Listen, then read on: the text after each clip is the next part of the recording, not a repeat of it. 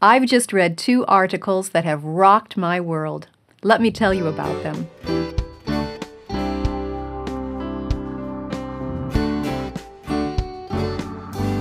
Welcome to the Simply Charlotte Mason podcast. I'm Sonya Schaefer.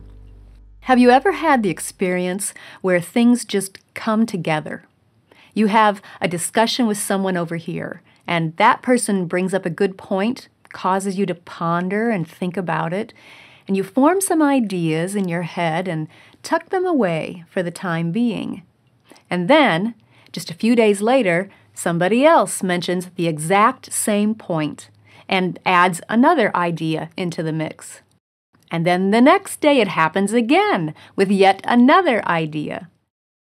That's when you begin to feel that you're growing in that area from all of that mental food that came with those related ideas. Well, I just had one of those experiences, and I want to share with you the ideas that have enriched my thinking and my living since hearing about them. Here's what happened. Recently, I did an episode on productive afternoons, and I shared a lot of ideas for how to keep your children learning and growing informally after regular schoolwork was done. Now, if you missed that episode, I'll include a link to it in the show notes, as well as a link to the free download that went with it. Well, that episode generated a lot of questions. And one of those questions is what sparked this whole thought process and related ideas that I want to tell you about today. The mom who wrote the question has a son who loves to read but dislikes doing anything creative. He would rather spend his afternoons just reading. So this mom was asking me for ideas of how to encourage him to work with his hands and to do other things besides reading all day. Her question made me start thinking about why is it important to work with things as well as books. So let me first give you her question and my original answer, and then I want to share with you those other related ideas that have come my way since that first conversation. It's been really fascinating to make these new discoveries. All right, first, her question. She wrote, "Hi, I love this post, Productive Afternoons, and all the ideas in it. I'm wondering, though, how do you get your kids to do these activities? Mine usually just read or play. I would love to have them do things like the ideas you suggested, but I'm not sure how. My kids are 10, 7, 5, and 2. My 2 middle kids love creative things, so it would probably be easy to encourage them to do more of that. My eldest strongly dislikes doing anything creative, so he pretty much reads all day. Should I start requiring it? What should I say? I'd love to hear your thoughts. Thank you, Christy." Well, this was my answer to Christy. I wrote, "Thanks for your question. I think it's great that your little ones play and read. They need time for free play. And it's great that your 10-year-old loves to read. But it would also be good to encourage him to have a variety of activities and hobbies, especially ones that get him up and moving physically. Balance in life is important, and I think physical work is especially important for boys." Now, not all of the ideas in Productive Afternoons are about creating things. You can do your nature study and nature notebooks in the afternoon. Have him help with outdoor yard work. Have him walk the dog. You can work on seasonal outdoor chores like sweeping the porch or washing the outside of the front door or vacuuming the inside of the van or shoveling snow or mowing the lawn. He could work on his book of centuries, play chess, collect something of interest, or you could all do volunteer work in your neighborhood or at a local nonprofit or a church. As a growing boy, he needs exercise in order to strengthen his muscles. Plus, he'll be learning a lot about practical scientific concepts as he works with heavy objects and friction and momentum. And as he exercises his problem-solving skills in the physical world as well as in his mental book world. Good physical coordination and a personal familiarity with how the physical world works are important for our children. So go ahead and assign him some extra chores for afternoons that will get him up and moving. You don't have to completely fill his time, but start nudging him toward doing other things along with reading. It might help to create a list of expectations or responsibilities for each child each day of the week. You can list what chores you expect to be done before school and what chores you're assigning for each afternoon. Another possibility, you could write several afternoon ideas on index cards, one per card. Choose mostly ideas that aren't creative. You can throw one in every once in a while if you want to, maybe once a month or something. Then every Monday, give your son 5 idea cards, and he gets to choose one to do each afternoon that week. That way, he has some choice in the matter, which might be important to him. But you're still encouraging him to expand his horizons and keep his days balanced. And remember, as he grows older, you're going to want to include some of the maintenance skills around the house and the vehicle for him to learn and to practice. Those will be important things for him to have mastered when he moves into his own household. Look at it as a long-term goal. You have about 7 years left with him. What does he need to know how to do by the time he moves out?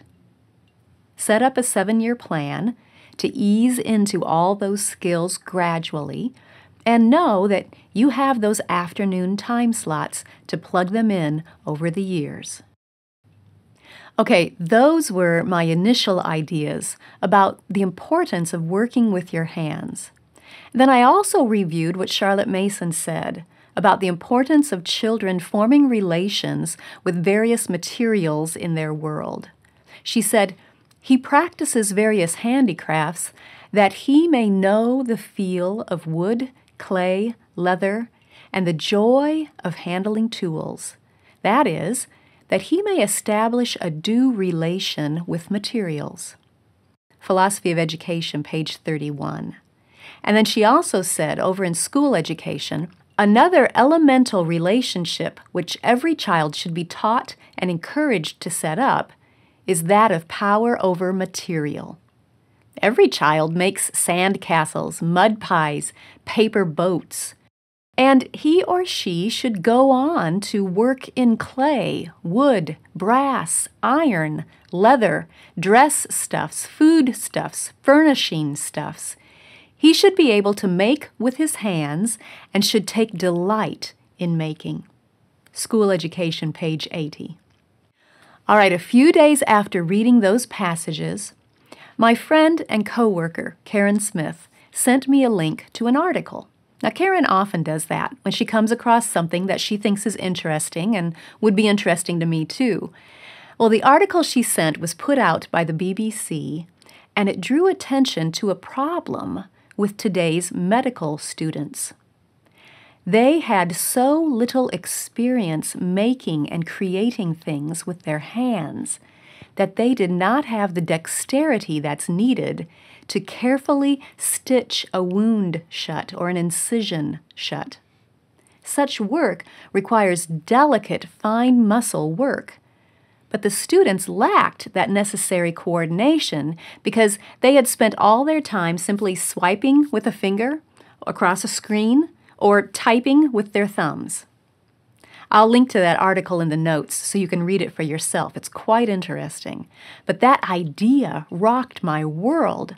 I'd never thought about the impact that working with your hands can have on a future career. I know if I have surgery or even a deep cut that requires stitches, I want a doctor who has the head knowledge, yes, but who also is good with his hands, please. So I tucked that related idea away in my mind, along with that previous conversation and Charlotte's thoughts about working with your hands. Well, the next day, I received another email, and this one was from my chiropractor, and it contained a link to an article about a related study. See, education is the science of relations. I am being educated as my mind connects the dots and forms these relations between all of these ideas. That article that was sent suggested that, according to the research they cited, busy hands can alter your brain's chemistry and make you happier.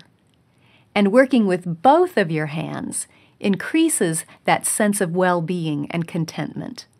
I'll leave a link to that article too. But isn't it amazing? Karen said this when she sent me that first article. She said, "We often hear about the advantages of the academic side of education, reading to the children, graduating from high school and going to college. We rarely hear about how important it is to learn and practice cutting things out, measuring ingredients, sewing, and just plain working with our hands." I must admit that my view of handicrafts has been pretty limited. I've thought of them as a nice, wholesome pastime, or a good way to switch and use a different part of your brain, or even a good way to increase fine muscle skills for children to improve their handwriting.